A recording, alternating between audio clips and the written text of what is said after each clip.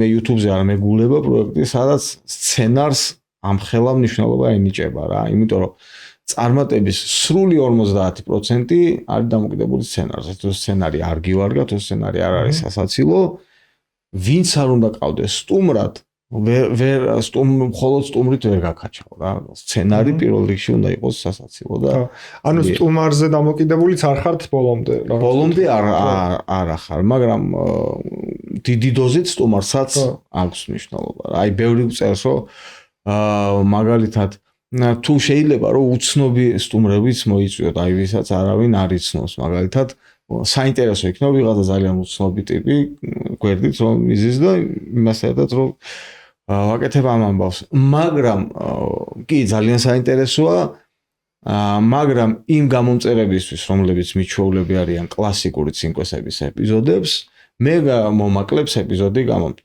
ნახვებს.